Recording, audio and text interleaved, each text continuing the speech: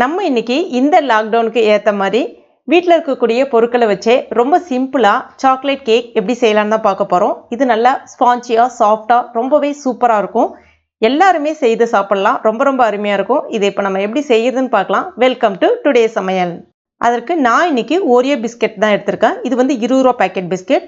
அதே மாதிரி உள்ளே அந்த ஒயிட் க்ரீம் இருக்கும் இல்லையா, அந்த பிஸ்கெட் தான் நான் இன்னைக்கு பயன்படுத்த போகிறேன். ஒரு பேக்கெட்டில் 10 பிஸ்கெட் இருக்கும். நான் 3 பேக்கெட் பயன்படுத்த போகிறேன். மொத்தம் 30 பிஸ்கெட் எடுத்திருக்கேன். இதில் இந்த பிஸ்கெட்டில் உள்ளே இருக்கக்கூடிய அந்த க்ரீமை தனியாக எடுத்துட்டு பிஸ்கெட்டை நம்ம தனியாக எடுத்துக்கலாம். இப்போ பாருங்கள், ரெண்டுத்தையும் தனித்தனியாக எடுத்துட்டேன். அடுத்ததாக ஒரு மிக்ஸி ஜார் ஒன்று எடுத்துக்கங்க. இப்போ இதில் நம்ம ரெடி பண்ணி வச்சுருக்க அந்த பிஸ்கெட்டை மட்டுமே உடச்சி விட்டுக்கலாம். இப்போ இதை ஒரு தடவை நல்லா துருகி எடுத்துக்கங்க. இப்போ பாருங்கள், பிஸ்கெட் நல்லா துருகி எடுத்துட்டேன். இதில் 3 டீஸ்பூன் அளவுக்கு சர்க்கரை சேர்த்துக்குங்க. அடுத்ததாக 1 கப் அளவுக்கு பால் சேர்த்துக்கலாம். இது சராசரியாக ஒரு 150 ml அளவுக்கு இருக்கும். 125லேருந்து 150 ml அளவுக்கு இருக்கும். பால் காய்ச்சாத பால் தான் பயன்படுத்துகிறேன். இப்போ நைஸாக அரைச்சி எடுத்துக்கலாம். இப்போ பாருங்கள், நல்லா நைஸாக அரைச்சி எடுத்தாச்சு. இதை இப்போ ஒரு மிக்சிங் பவுலில் சேர்த்துக்குங்க. அடுத்ததாக ஈனோ பேக்கெட். இதில் நம்ம பேக்கிங் பவுடர், பேக்கிங் சோடா சேர்க்க வேணாம். ஈனோ பேக்கெட் இருந்துச்சுன்னா ஒரே ஒரு பேக்கெட்டை பிரித்து கொட்டிக்குங்க. சேர்த்துட்டு ஒரு தடவை நல்லா கலந்து விட்டுங்க. ஒரு 2 நிமிஷத்துக்கு நல்லா கலந்து விட்டுங்க. அடுத்ததாக நான் கேக் பேக் பண்ணக்கூடிய இந்த மாதிரி ஒரு பாத்திரம் ஒன்று எடுத்துருக்கேன். வீட்டில் இருக்கக்கூடிய ஒரு சில்வர் பாத்திரம் இருந்தால் கூட நீங்கள் பயன்படுத்திக்கலாம். இதில் நெய் இல்லைன்னா வெண்ணெய் இருந்துச்சுன்னா தடவி விட்டுங்க. ஃபுல்லாக நல்லா கவர் ஆகிற அளவுக்கு தடவி விட்டுக்குங்க. அடுத்ததாக நம்ம ரெடி பண்ணி வச்சுருக்க அந்த பேட்டரை இதில் ஊற்றிடலாம். ஒரு தடவை நல்லா டேப் பண்ணிக்கங்க. அதுக்கடுத்து தான் கடாய் நான் இன்றைக்கி நான்ஸ்டிக் கடாய் பயன்படுத்துகிறேன்.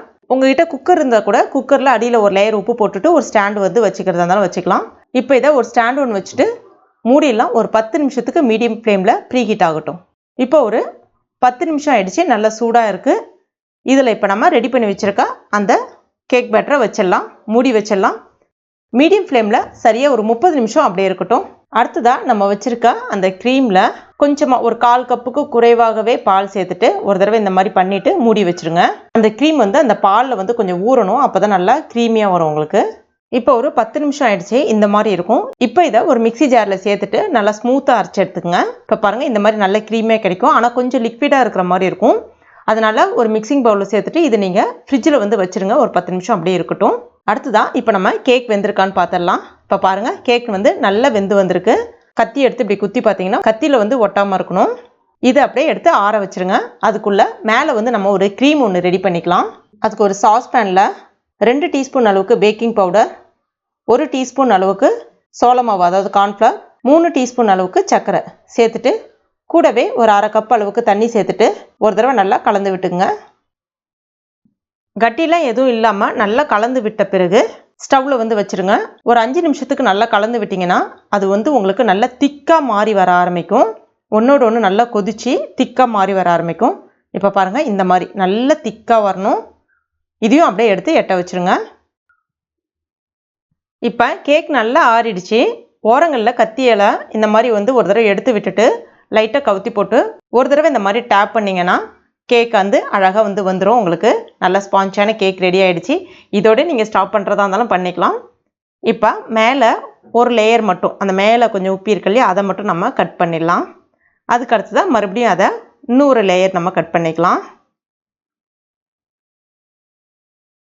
இப்போ நம்ம வச்சுருந்தோம் இல்லையா, அந்த அடிப்பாகம் இருக்கும் இல்லையா, அது மேலே வரணும். அதனால் நம்ம முதல்ல கட் பண்ண அந்த பாகத்தை கீழே வச்சுருங்க.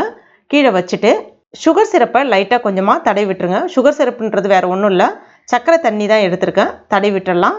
அதுக்கு அடுத்து தான் நம்ம ரெடி பண்ணி வச்சுருக்க அந்த சாக்லேட் க்ரீம் இருக்கு இல்லையா, அதை லைட்டாக போட்டுடலாம். அடுத்ததான் நம்ம வச்சுருக்க அந்த 2வது லேயரை அது மேலே வச்சிடலாம். வச்சுட்டு இப்போ நம்ம வச்சுருக்க அந்த சாக்லேட் சிரப் வச்சுருந்தோம் இல்லையா, அதை இப்போ நம்ம மேலே அப்படியே ஊற்றிடலாம். ஃபுல்லாக அழகாக ஈவனாக எல்லா பக்கமும் வர்ற மாதிரி ஊற்றி விடுங்க. ஓரங்களில் வழிஞ்சு வரும்போது ஒரு ஸ்பூனை பயன்படுத்தி நல்லா இந்த மாதிரி தடவி விட்டுக்குங்க. அதுக்கடுத்து தான் சாக்லேட் இருக்கு இல்லையா, சாக்லேட்டை காய் துருகிறத பயன்படுத்தி துருகி எடுத்துருக்கேன்.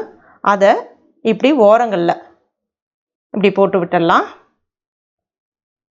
அடுத்ததாக நம்ம ரெடி பண்ணி வச்சுருக்க அந்த க்ரீம் இருக்கு இல்லையா, பால் கவர் ஒன்று எடுத்துங்க. பால் கவரை நல்லா கழுவிட்டு அந்த க்ரீமை அதில் சேர்த்துட்டு ஓரத்தில் ஜஸ்ட்டு சிசரால் லைட்டாக ஒரு சின்ன இது மாதிரி போட்டுட்டு உங்களுக்கு பிடிச்ச வார்த்தைகளை நீங்கள் எழுதிக்கலாம். ஹாப்பி பர்த்டே, உங்களுடைய லவ்வபிள் பர்சனோடைய பேர் அந்த மாதிரி நீங்கள் எது வேணாலும் எழுதிக்கலாம்.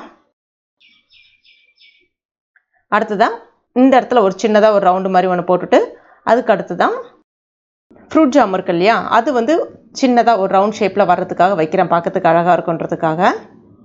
அவ்வளோதான், பர்த்டே கேக் ரொம்ப சூப்பராக ரொம்ப சிம்பிளாக ரெடி ஆகிடுச்சு.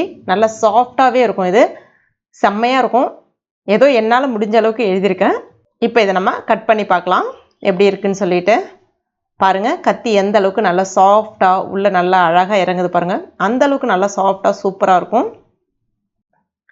நம்ம வீட்டில் நம்மளால் முடிஞ்ச அளவுக்கு இந்த லாக்டவுனில் குழந்தைங்க ஏமாறாமல் இருக்கணுன்றதுக்காக நம்ம இந்த மாதிரி செய்து கொடுக்கலாம். அவங்களும் விருப்பப்பட்டு சாப்பிடவும் செய்வாங்க. ரொம்ப அருமையாக இருக்கும். கண்டிப்பாக ட்ரை பண்ணி பாருங்கள். ட்ரை பண்ணிவிட்டு மறக்காமல் எனக்கு கமெண்ட் பண்ணுங்கள். இந்த வீடியோ பிடிச்சிருந்தா லைக் பண்ணுங்கள். உங்கள் நண்பர்கள் மற்றும் ஃபேமிலி மெம்பர்ஸ் கூடயும் மறக்காமல் ஷேர் பண்ணுங்கள். மேலும் இது போன்ற டேஸ்டி ரெசிபிகளுக்கு நம்ம டுடே சமையல் இது வரைக்கும் நீங்கள் சப்ஸ்கிரைப் பண்ணாத நண்பர்கள் அந்த உடனே சப்ஸ்கிரைப் பண்ணிங்க. கூடவே மறக்காமல் அந்த பெல் நோட்டிஃபிகேஷன் சிம்லேயே ப்ரெஸ் பண்ணிங்க. தேங்க்யூ.